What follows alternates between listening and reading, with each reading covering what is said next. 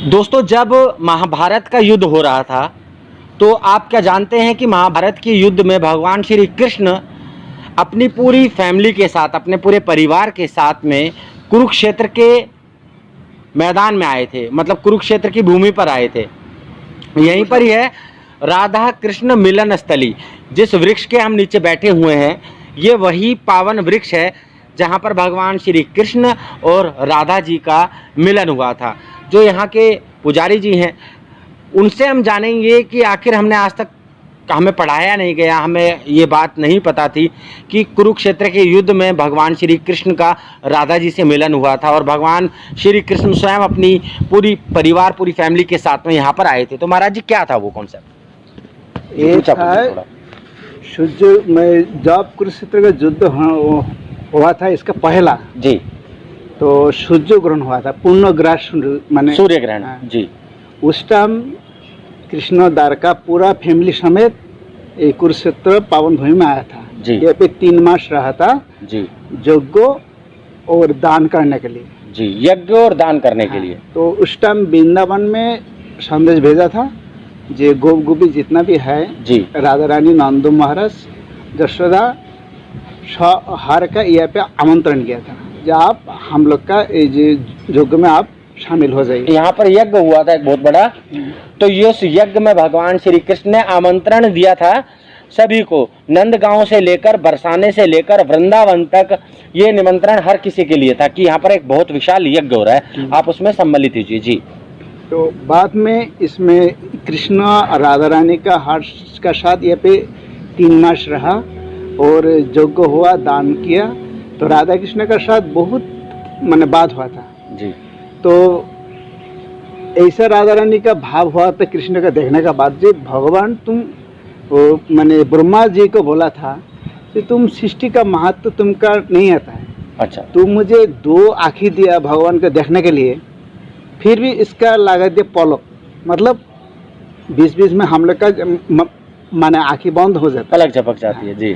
तो तुमका ये सृष्टि का तुमका महत्व जाना नहीं है, तुम कम से कम तुमका 1000 आँखें हम लोग का देना चाहिए था। अच्छा, ये बात तो राधा जी, हाँ, भगवान ब्रह्मा को राधा जी बोलती है। जी। हाँ।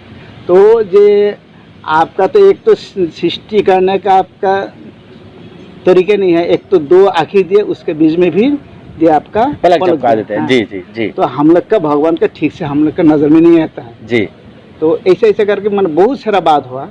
तो बाद में राधा और कृष्ण जी का बहुत सारा बात हुआ था। तो उस टाइम क्या बोला, कृष्ण बोला जो आप लोग वृंदावन में मुझे जो सेवा किया था बचपन से जब तक मैं वृंदावन में था, जितना सेवा किया, मैं आपका हर का पास आधारी हूँ, इतना ऋणी हूँ, मैं 7 जन्म में भी यही ऋण हम शोध करने का नहीं पाएंगे। जी, ब्रजवासियों का ऋण नहीं उतारता ना। तो आप साधु चित्त में हम लोग का जो इन ऋण है, आप अपना अपने संतुष्ट हो, मैं इसका मैंने उधार देने का मैंने नहीं कर पाऊंगा इसका। हाँ, तो ऐसे से बात बोला। तो बाद में और सारा बात हुआ था। इसमें क्या हुआ था, एक कृष्ण जी देखा कि पहला जो ये लोग मतलब जितना प्यार करते थे, अभी न उसके अंदर में थोड़ा माने डिस्टेंस था। तो बोला क्यों ऐसा भाई, इतना दिन बाद आप लोग के साथ मिला। अच्छा, जब सारे के सारे जो नंदगांव, बरसाना और गोवर्धन और वृंदावन से लोग आए थे, तो उनके प्रेम में भगवान ने कमी महसूस करी। मैंने प्रेम मतलब कि ज़्यादा थोड़ा क्लोज नहीं हुआ था। अच्छा। तो मैंने क्या हुआ ऐसा, पहला वृंदावन में था, नंदो महाराज जी का लड़का था, एक ही वेशभूषा था। हाँ। एक साथ बढ़ते थे। जी। अब यहाँ राजा वाली। हाँ, और इसके इतना राजाधिराज हुआ। हाँ, राजाधिराज। बहुत सुंदर सामंत था और ये लोग था वन में रहते थे। हाँ। तो गवाले के रूप में। हाँ। तो इसके इतना वेश देखने के बाद जी, तो इसका मैंने मन में थोड़ा सा शंका गया। शंका। हाँ। जी। तो तब ब्रज गोपी का मन में इतना भाव हुआ था जो हम लोग इसका रात की खींच के हम लोग इसके मैंने वृंदावन ले जाएंगे तो हम लोग का पूर्ण आनंद प्रकाश रहेगा। अच्छा, यानी कि ये था कि जो उन्होंने पूरे ब्रजवासियों ने इस स्थान पर भगवान श्री कृष्ण को राजा के वेश में देखा, तो उनके मन में ये विचार आया कि इसको यहीं से ही रथ समेत खींच के ले चलो, जबरदस्ती करके ले चलो। देखो, उन्हें नहीं पता था कि ये साक्षात ब्रह्मांड के रचयिता है, भगवान विजेता है, भगवान श्री नारायण है। उनके मन में था कि वही हमारा गोपी, हमारा वही गवाला है जो कि भैंसे गायें चराया करते थे, गैयां चराया करते थे, तो इसको तो हम अभी भी खींच के वहीं पर वृंदावन में ले चलते हैं। ऐसा उनके भाव आया मन में। तो वो बात भी कृष्ण जी के भी बोल दिया था। जब आप इतना मन पहला जैसे भाव पाने का इच्छा है तो आप चलिए हम लोग का साथ वृंदावन। अच्छा। तो ये इसका भाव था। और इसी भाव चैतन्य महाप्रभु ने पूरी धाम में जी जब रथ यात्रा होता है, अगला 7 तारीख को रथ है जी, उस टाइम चैतन्य महाप्रभु के भक्त का साथ रथ का रस्सी खींचते थे जी, और उस टाइम वही श्लोक आवृत्ति करते थे। उसका अर्थ यही था जब हम लोग आज के कृष्ण को मिला तो हम लोग खींचकर वो जो अभी जो रथ यात्रा जाएगा इसका नाम है गुंडीचा भवन जी, तो उसी का वो मैंने चैतन्य महाप्रभु इसके मैंने वृंदावन समझता है जी। जो हम लोग इसका कुरुक्षेत्र से नहीं तो आपका वही आपका द्वारका से खींचकर हम लोग वृंदावन में लिया जा रहा है जी। माने इसी भाव से वो चैतन्य महाप्रभु रथ का तो ये राधा कृष्ण का मिलन स्थल है जी। राधा कृष्ण का मिलन स्थल जैसा बताया कि ये जो वृक्ष है, इस वृक्ष की क्या महत्ता है जहाँ पर हम जिसके नीचे सुंदर छांव में बैठे हैं?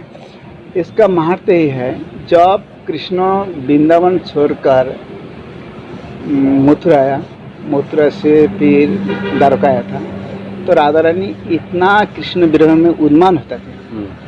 तो ये वृक्ष का देखने के बाद इसका जैसे रंग है कृष्ण जी के ऐसे रंग था, तो वो इसके जो कृष्ण समझकर इसका पकड़ लेते थे, बोले आलिंगन, हाँ बोले यही मेरा कृष्ण है। अच्छा, तो हम लोग इसलिए बोल रहे ये राधा रानी के प्यारी वृक्ष। अच्छा, इस वृक्ष को राधा रानी ने पकड़ा था अपने हाथों से? हाँ। मिलन नहीं, ये तो मैंने वृंदावन में भी हुआ था जी। और ये जो वृक्ष है इसका उसी टाइम का तो वृक्ष नहीं है, तो उसी मैंने स्मृति रक्षा से मैंने मतलब समृद्धि रक्षा के लिए स्थान तो वही है। हाँ, स्थान यही है ये। हाँ, अच्छा, कि ऐसा ही ठाकुर जी का हमारे रंग आपको पता ही है, सावला सलोना रंग था, लेकिन उस रंग में भी उनके जो नैना थे वो 2-4 किसी से हो जाते थे तो वो व्यक्ति उसी का ही हो जाता था। तो ठाकुर जी की लीलाएं हमारे अत्यंत विशिष्ट हैं, चाहे तो आप किसी भी कोने में ले लीजिए। वृंदावन में आपने मुझे देखा भगवान के रास को मैं आपको बताता था किस प्रकार का स्थलीय है, और कुरुक्षेत्र की भूमि पर भी भगवान श्री कृष्ण ने अपने नैनों से हर किसी को प्रभावित किया। यहाँ पर राधा इस स्थान पर स्वयं आई थी और उनके विरह में यहाँ पर एक वृक्ष था जिसकी स्मृति में आज ये आप दूसरा वृक्ष देख रहे हैं, उसको उन्होंने आलिंगन करा था कि ये मेरा कृष्ण स्वरूप ही है। तो ये यानी कि स्थान काफ़ी प्राचीन है, बहुत प्राचीन है जी। ये तो हम लोग का गौड़ी मिशन का आचार्य भक्ति सिद्धांत सरस्वती ठाकुर ने इसी स्मृति रक्षा के लिए जी यहाँ पे गौड़िया मठ प्रतिष्ठा किया जी। तो सरस्वती ठाकुर ने भारतवर्ष में 64 ब्रांच गौड़िया मठ जी, तो उसी के बीच में यही एक है जी, उसी के बीच में ये है। तो ये तो स्थान बहुत पवित्र है, राधा कृष्ण का मिलन। और सबसे एक बात है, वृंदावन और आपका मथुरा ज़्यादा दूर नहीं था। हाँ, 8 किलोमीटर का फर्क, करीब 16 किलोमीटर जो भी हमने हो सके। इतना दूर रहते हुए राधा को भी वृंदावन नहीं गया ना, राधा को भी मथुरा नहीं गया जी। और जो यहाँ पे 100 साल बाद आया था, मैंने यही पे मिलन होने के लिए 100 साल बाद राधा, हाँ, इस स्थान पर। हाँ, राधा कृष्ण का ये भी शाश्वत हुआ था 100 साल बाद, 100 साल बाद। तो इसलिए ये जगह बहुत पवित्र है जी। वृंदावन में तो माधुर्य रूप है, यहाँ पे ऐश्वर्य और मैंने माधुर्य का मैंने दोनों है, लीला दोनों है। तो अद्भुत है स्थान। हाँ, अद्भुत स्थान। आप सब भक्त लोग का ये पे आदरणीय सब मैंने ये पे आए और इसी स्थान में एक बार राधा ने के लीला सम्मान करे, दंडवत प्रणति करे तो उसके राधा रानी के कृपा माने लाभ है प्राप्त होगा। प्राप्त होगा। तो दोस्तों आपने जैसा सुना, ये जो स्थली है, जो वृक्ष है, ये स्मृति है उस वृक्ष की जहाँ पर राधा जी स्वयं आई थी भगवान श्री कृष्ण से। कृष्ण को वृक्ष को भगवान श्री कृष्ण समझ के आलिंगन किया था।